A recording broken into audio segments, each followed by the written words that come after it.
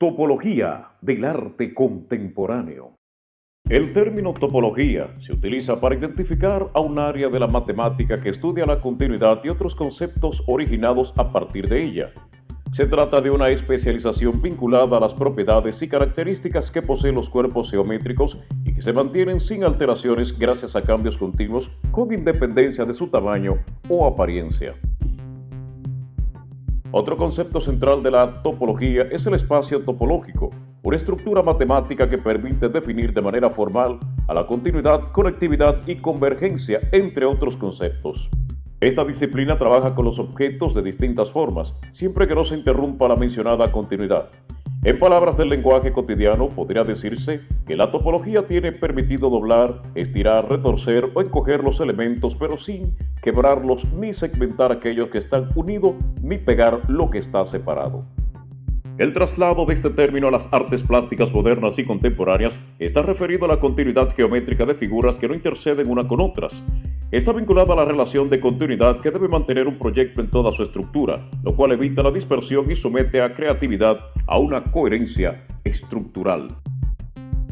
La topología en el arte se observa a partir de análisis de los objetos visuales establecidos en las obras de distintas épocas y diferentes corrientes, pudiéndose también aplicar en el área de diseño y publicidad. Partiendo de la observación de estas corrientes, la estructura del lenguaje y la esencia de la obra nos lleva a revelar el importante lugar que atañe el espacio y el contenido topológico del mismo, por sus propiedades cualitativas y de continuidad que se encuentran incluidas en la estructura de dicho espacio. Los elementos importantes constitutivos a considerar son línea, forma, color, valor y espacio. El espacio es el que sujeta y soporta la obra componiendo el sentido al discurso. El espacio en el que está expresa la esencia del color, del valor, de la forma y de la línea. En el espacio es que se crea entre el objeto visual y quien lo produce y entre él y quien recibe el mensaje. Arte contemporáneo y moderno. El arte contemporáneo de nuestros días más bien demuestra cómo lo contemporáneo se expone a sí mismo, el acto de presentar el presente. En ese sentido, el arte contemporáneo es diferente del arte moderno, que se dirigió hacia el futuro, y diferente también del postmoderno, que es una reflexión histórica sobre el proyecto moderno. La idea central del arte moderno fue la de creatividad. El genuino artista moderno estaba supuesto a efectuar una ruptura radical con el pasado, a borrar, destruir el pasado, alcanzar ese punto cero de la tradición artística y, al hacerlo, darle un nuevo comienzo a un nuevo futuro. Lo que distingue al arte contemporáneo de momentos anteriores es solo el hecho de que la originalidad de una obra de nuestro tiempo no se establece de acuerdo a su propia forma, sino a través de su inclusión en un determinado contexto, en una determinada instalación, por medio de su inscripción topológica. Walter Benjamin 1892-1940 fue un filósofo, crítico literario, crítico social, traductor, locutor de radio y ensayista alemán. Su pensamiento recoge elementos del idealismo alemán o el romanticismo, del materialismo histórico y del misticismo judío que le permiten hacer contribuciones perdurables e influyentes en la teoría estética y el marxismo occidental. Su pensamiento se asocia con la Escuela de Frankfurt. Walter Benjamin establece que, en este sentido, las obras de arte se parecen a los sistemas filosóficos. La historicidad específica de las obras de arte no se manifiesta en la historia del arte, sino en su interpretación. Esta hace aparecer entre las obras correlaciones que, estando sustraídas al tiempo, no están sin embargo desprovistas de pertenencia histórica.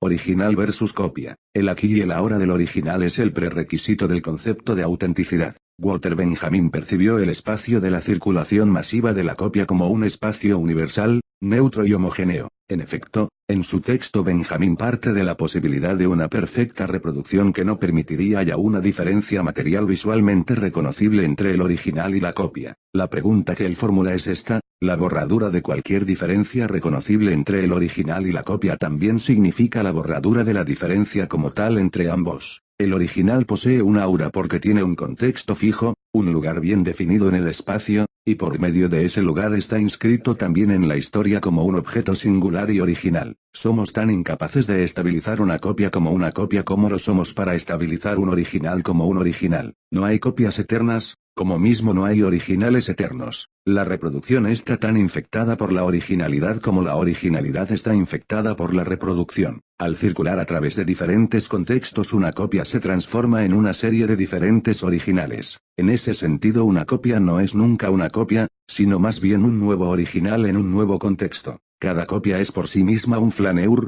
experimenta el tiempo y nuevamente sus propias iluminaciones profanas. Nuestra decisión de reconocer una determinada imagen como un original o como una copia depende del contexto, del escenario donde esa decisión sea tomada. Arte-instalación. El arte de la instalación, que en la actualidad es la forma señera en el contexto del arte contemporáneo, opera como un reverso de la reproducción. La instalación extrae una copia del presunto espacio abierto y sin marcas de la circulación anónima y lo ubica, aunque solo sea temporalmente, en el contexto fijo, estable y cerrado de un aquí y ahora, topológicamente bien definido. Esto quiere decir que todos los objetos dispuestos en una instalación son originales. Los componentes de una instalación son originales por una sencilla razón topológica: hace falta ir a la instalación para poder verlos. Partiendo de esto, nosotros decimos que la instalación es la forma señera del arte contemporáneo. Cada exposición importante o cada instalación están hechas con la intención de designar un nuevo orden de recuerdos, proponer nuevos criterios para contar una historia y diferenciar entre el pasado y el futuro. El arte moderno estuvo trabajando en el nivel de las formas individuales. El espacio de la instalación puede, por supuesto, incorporar toda clase de cosas e imágenes que circulan en nuestra civilización: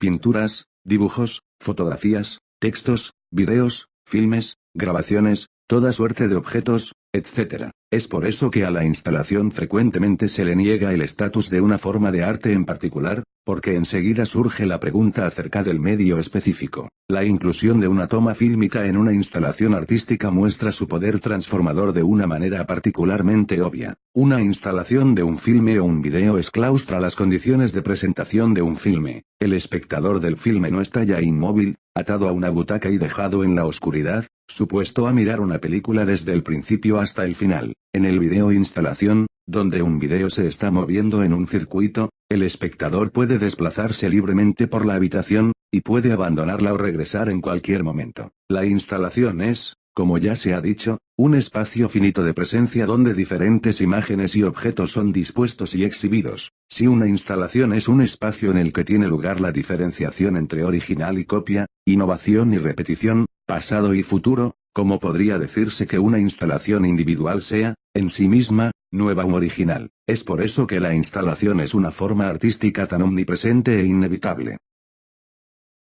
Lo viejo versus nuevo. En el siglo XIX, Søren Kierkegaard discutió la diferencia entre lo viejo y lo nuevo usando como un ejemplo a la figura de Jesucristo. Kierkegaard observó que para un espectador que fuera contemporáneo de Jesucristo, habría sido imposible reconocer en Cristo a un nuevo Dios, precisamente porque no parecía nuevo. Más bien, él inicialmente parecía como cualquier otro ser humano ordinario en aquel momento histórico. La diferenciación entre lo nuevo y lo viejo, lo repetitivo y lo original, lo conservador y lo progresista, tradicional y liberal no es, por lo tanto, solo un juego de diferenciaciones entre muchas otras. Más bien es una diferenciación crucial que conforma a todas las demás opciones políticas y religiosas de la modernidad. El vocabulario político moderno muestra esto con mucha claridad.